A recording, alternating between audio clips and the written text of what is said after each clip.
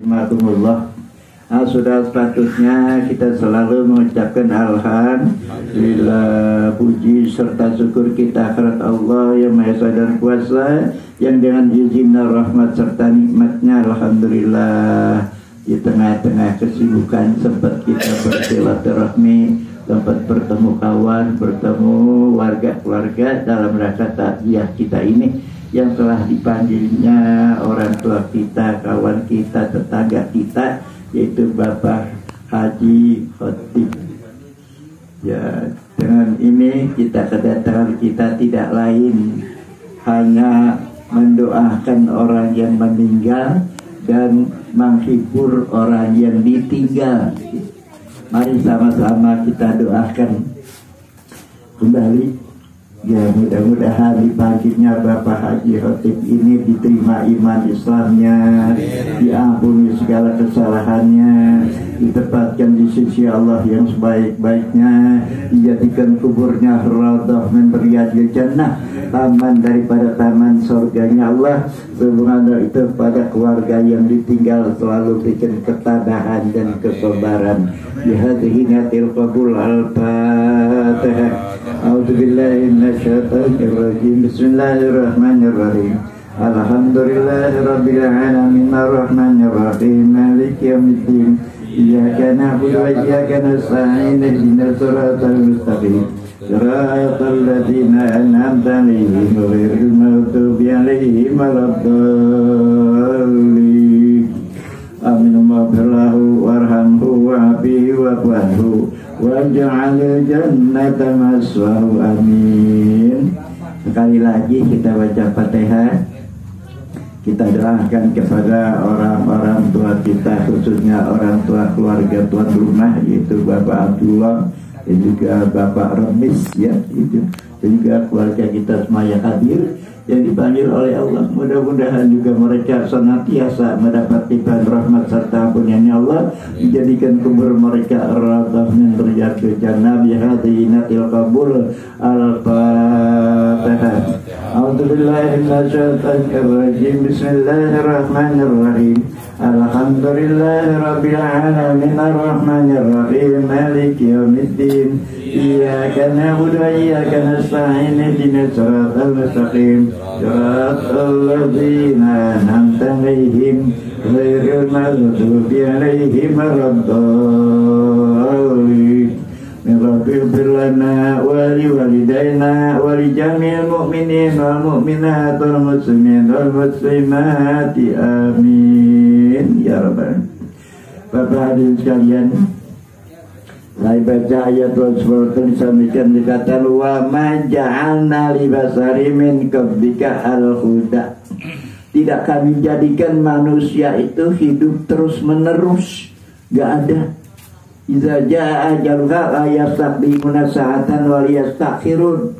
Apabila memang sampai perjanjian seseorang, tidak mundur sedetik pun, tidak maju sedetik pun. Di sana ayat yang kedua menakan kul innal mautal ladzi tafiruna minhu fa innahu mulaqikum. Katakan oleh Muhammad, sesungguhnya mati yang kamu lari dari mati karena takut mati, fa innahu mulaqikum. Kalau sudah waktunya, tetap mati akan menjemput kamu. Walau kuntum fi burujim musayyadah, sekalipun kamu berada di suatu benteng yang sangat kokoh atau di suatu tempat yang sangat tinggi, fa innahu mulaqikum, tetap saja mati itu akan menjemput kamu. Summa turaduna ila alimil ghaibi wasyahadah. Kemudian kamu dikembalikan kepada Allah, Allah yang sangat mengetahui segala amal perbuatan kamu, baik yang tersembunyi maupun yang terang-terangan. Fayunabbiukum bima kuntum ta'malun, maka kamu akan dibalas apa yang kau kerjakan di dunia ini. Maka di dunia ini kita istabiq bil khairat, berpacuh di dalam mencari kebaikan-kebaikan, perbekalan. Sebab pergi mati itu pergi yang nggak pulang lagi, bekalnya kudu banyak, ya. Jangan pun kita pergi mati, pergi ke Mekah atau pergi umroh atau haji, seadanya duit kita bawa, ya. Baik, jangan kehabisan bekal. apalagi pergi mati yang baginya tidak kembali lagi. Soalnya ada kata-kata alatar do antakuna rabbika qaumin lahum zad wa anta bi ghairi zad. Apa kamu redo, kamu senang, kamu bepergian suatu kaum itu masing-masing mempunyai perbekalan yang cukup banyak, padahal kamu nggak punya apa-apa. Tentunya nggak enak kan? Apalagi kalau udah banyak. Maka di dalam hidup ini istabik bil khairat, berpaculah di dalam mencari perbekalan. Ya, bang, jangan pun pergi mati yang namanya tidak terbatas. Ke Jakarta aja tuh kalau gak punya bekal lah kebelangsak ya. Apalagi pergi mati. Maka dari itu di dalam dunia ini kata pesan Rasulullah saudari katakan katanya khamsan goblah khamsin rembut yang 5 sebelum datang 5. Pertama-tama yaitu hayatul qoblal maut, hidupmu sebelum datang mati. Hidup kita ini terbatas. Apabila batasnya sampai, ya sampai dia perjanjiannya. Maka dari dalam hidup ini kita rebut untuk mencari perbekalan, persiapan. Ya. Yang kedua, rebutlah mudamu sebelum datang tua. Ada orang beranggapan wah ibadah tua-tuaan aja. Kalau hidup sampai tua, tempur matikan ya kudu yang tua aja, yang muda kalau maka dari itu selama istilahnya muda rebut. Kalau udah tua, masya Allah, jangan pun istilahnya kita pergi setiap waktu sholat jamaah, pergi ngaji apa segala macam, ke kamar mandi ada sudah sembahyang, sempoyong, teriak, terayuk, masya Allah, ada benar ini ya. Maka kita hargakanlah harga muda ini. Memang kita belum begitu menghargai harga muda. Kalau belum rasain tua, kalau udah tua, masya Allah, mudarat banget mau ibadah ya. Betul. Ya ketika rebut sehat sebelum datang sakit. Selagi sehat, ya kita berusaha ya untuk mencari perbekalan yang terbanyak untuk kita, yang terbaik untuk kita. Yang keempatnya, rebutlah kesempatan sebelum datang kesempitan ya. Yang kelima, yang rebutlah kayamu sebelum datang miskin.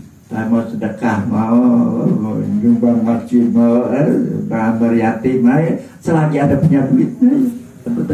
Masalahnya ini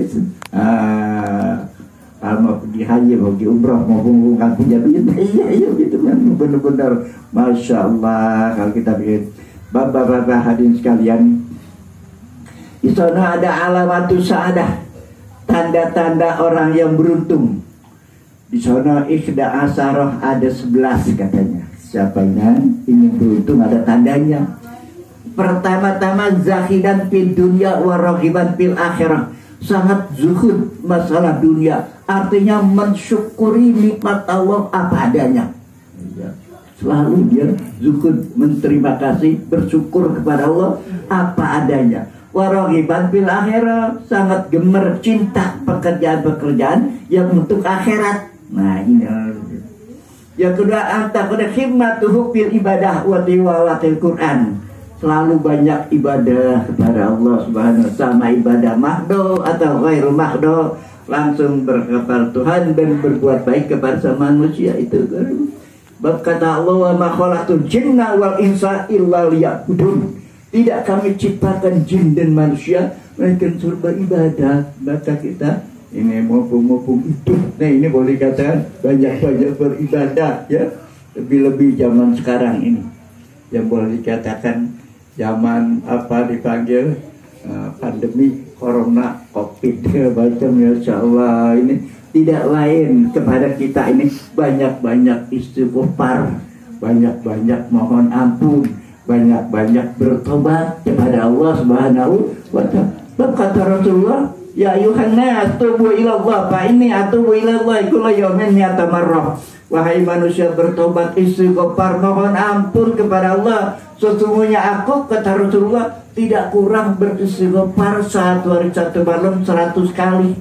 Kalau Rasulullah maksum terpelihara dari dosa, tidak kurang beristighfar, mohon ampun setiap harinya 100 kali. Kalau kita umatnya yang tukang berdosa, nah sudah pantas lebih daripada 100 kali kita ini. Maka aksiru itu kebal. Kata Rasulullah, kuluda indawa wada'udul istighfar. Setiap sesuatu ada obatnya. Obat orang yang berdosa yaitu istighfar, mohon ampun kepada Allah Subhanahu wa ta'ala. Bapak-bapak hadirin sekalian, maka dari itu di dalam hidup ini kita zaman sekarang ini boleh katakan banyak selalu lebih ketakarub lagi kepada Allah SWT, lebih banyak lagi kita beribadat kepada Allah. Yang ketiganya alamatus sa'adah yaitu qalilul qaul bima la yahtaq, mensedikitkan perkataan yang gak berguna. Jangan ngobrol semalaman suntuk ya, ayo tidak ada dunia, tidak ada akhirat ya. Nah, sebab itu ada kata-kata man kasoro kalamuhu kasoro dunuhu. Siapa yang banyak ngobrolnya yang tidak hukum, itu banyak terplesetnya, banyak salahnya. Siapa yang banyak salahnya, ya layak neraka menjadi tempatnya, kan begitu. Maka dari itu pesannya qalilul qaul bima la yahtaq, mensedikitkan perkataan yang tidak bermanfaat. Yang keempatnya yakuna muhafadzu ala sholatil khamsi, selalu pelihara sholat 5 waktu. Jangan sampai keluputan, jangan sampai ketinggalan ya. Sebab kata Rasulullah awwalu ma yajibu ala ummati as-sholat. Mula-mula diwajibkan umat itu sholat. Wa awwalu ma yarfa'u amalu abdi as-sholat. Mula-mula yang diangkat amal seorang hamba sholatnya. Wa awwalu ma yus'alu yaumal qiyamati as-sholat. Mula-mula yang diperiksa seorang hamba pada hari kiamat nanti itu masalah sholatnya. In soluhat fasoluhat wa in fasadat fasadat. Kalau sholatnya rapi, sholatnya beres, sholatnya sampurna, beres semua amalnya diterima. Tapi wa in fasadat fasadat. Kalau sholatnya rusak, sholatnya berantakan ya, lebih-lebih dikerjakan tanpa ilmu, ini fasadat. Maka itu yang kita khawatir nanti rusak.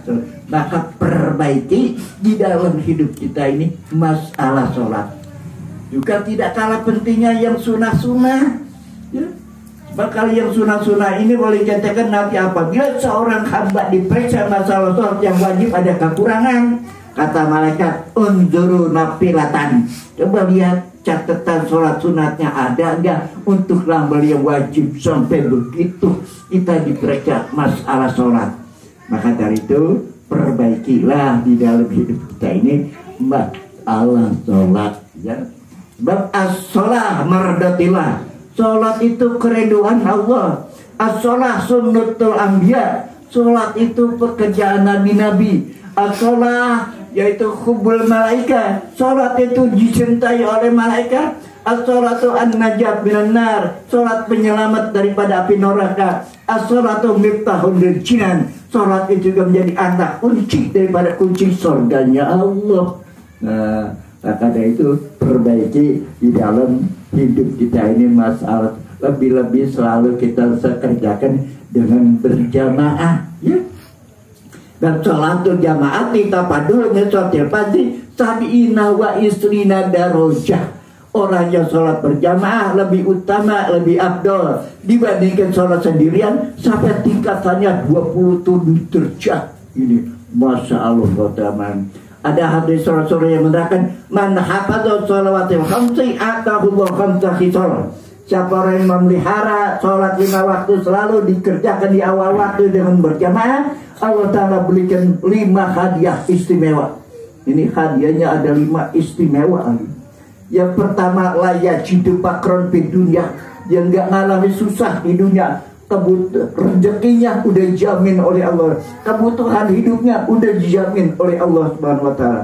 Yang kedua layak hidup azabal qabri, ketika dia mati tidak lagi mendapatkan siksa kubur, yang didapatkan nikmat kubur, yang dikata radoh min riyadil jannah, kuburnya taman daripada taman surganya Allah. Yang ketiganya yu'ti kitabahu biyaminih, nanti pada hari kiamat dia menerima persuratan dari tangan kanan. Ada ayat menerangkan paman utia kitabul biyaminih fasofa yuhasabu hisabai yasiro. Siapa yang selalu yang mendapatkan persuratan dari tangan kanan itu mendapatkan hisab-hisab yang sangat ringannya. Yang keempatnya wayamuru ala sirat kalbarqil khatib. Nanti dia dari padang mahsyar menuju akhirat itu melalui sirat. Sirat itu jisrun alamatil jahannam, yang melintang di tengah-tengah jahanam. Tuluhu masiratu al-pasana, jarak jembatan perjalanan 3.000 tahun. Kalau kita jalan 3.000 tahun kemana tuh kira-kira? Varian ajak Bogor liwatnya macam. Yang begitu jarak jauhnya kalbarqil khatib, orang yuhafidu sholama al-jafi al-tilawati, seperti kilat gitu, grebet dari ujung ke ujung sampai itu hadiahnya. Yang kelimanya wayadkhulul jannah bi ghairi hisab, yang maksud surga sondor diperiksa lagi min ayyibabin, saat dari pintu mana Anda punya mau, dipersilahkan oleh malaikat-malaikat. Maka dari itu usahakan di dalam hidup ini selalu sholat berjamaah. Ya Allah kadarnya saja ya, sepatah dua, mudah-mudahan ada manfaatnya. Mari sama-sama kita baca istighfar. Bismillahirrahmanirrahim.